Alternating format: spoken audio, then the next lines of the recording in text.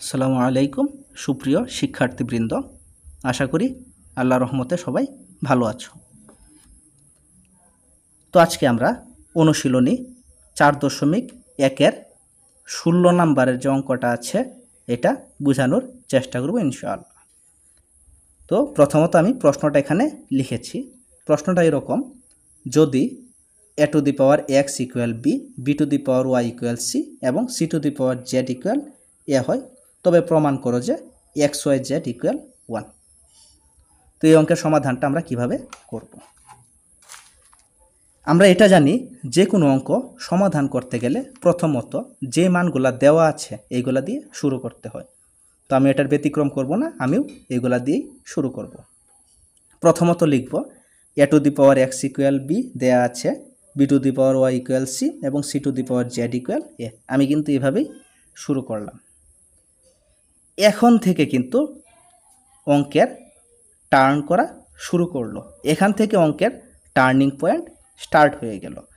প্রথমত যে মানগুলা দেয়া আছে এগুলা লিখলাম, তারপর এইখান থেকে আমি অঙ্ক শুরু করে ফেললাম। কিভাবে করলাম কাজটা একটু লক্ষ্য করো। এখানে কিন্তু b to the power y সমান c লেখা আছে।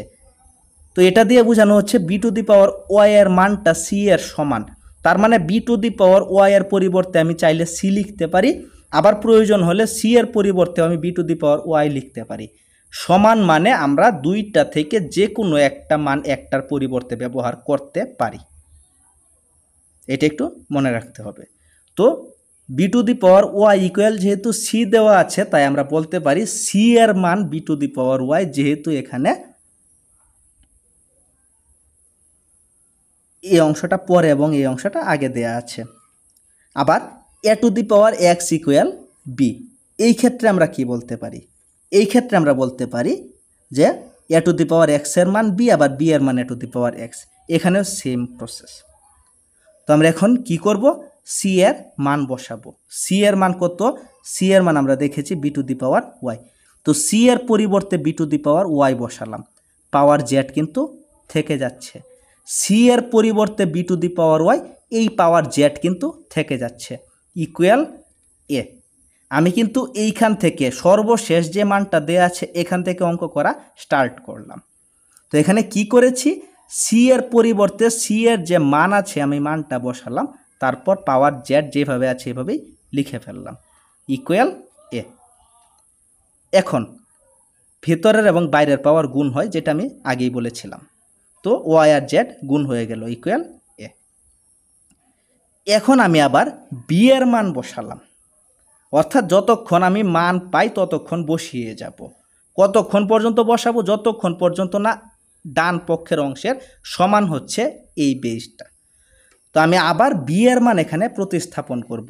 তো বি এর মান কত? a to the power x। তো আমি বি এর পরিবর্তে বসালাম a to the power x, আর ওয়াই জেড কিন্তু আগে থেকেই ছিল। বি এর মান a to the power x আর ওয়াই জেড আগে থেকেই ছিল, ইকুয়াল a। তারপর এখানে ভেতরের এবং বাইরের পাওয়ার গুণ হয়ে গেল এক্স ওয়াই জেড, আর এখানে ভিত্তি এ, এখানেও ভিত্তি এ। এখন সমীকরণের নিয়ম অনুসারে যখন ডান পক্ষ এবং বাম পক্ষে একই রকম জিনিস উপস্থিত থাকবে তখন কিন্তু তারা কাটা যাবে, তারা বাদ যাবে। এখানে একটু লক্ষ্য করো, এখানেও যেই ভিত্তি এখানেও সেম ভিত্তি। তো ভিত্তি যেহেতু মিলে গেল তাই ভিত্তি কাটা। যদি পাওয়ার মিলে যেত তাহলে পাওয়ার কাটা। সমীকরণের ক্ষেত্রে বাম পক্ষে এবং ডান পক্ষে একই রকম মান যদি উপস্থিত থাকে একই পজিশনে, তাহলে তারা কাটা যাবে। এখানেও এ, এখানেও এ, তাদের পজিশনও সিমিলার, এও ভিত্তি এও ভিত্তি, তো এরা কাটা গেল। তো থাকছে কি? এরা কাটা যাওয়ার পর এখানে থাকছে এক্স ওয়াই জেড, আর এখানে এর উপরে কিন্তু পাওয়ার আছে 1, কিছু নাই মানে 1। এর উপর যে পাওয়ার 1 ছিল এটা কিন্তু এখানে বসলো। এখন তো কেউ নাই, তাই 1 বসাতে হবে। এমনিতে না বসালেও চলে, কিন্তু যখন কেউ না থাকবে তখন কিন্তু বসাতেই হবে। তো এক্স ওয়াই জেড এর মান সিম্পলি প্রমাণ হয়ে গেল 1। তো আজকের অঙ্কটা এ পর্যন্তই। যদি কারো বুঝতে কোনো সমস্যা থাকে তাহলে জানাবে। ধন্যবাদ।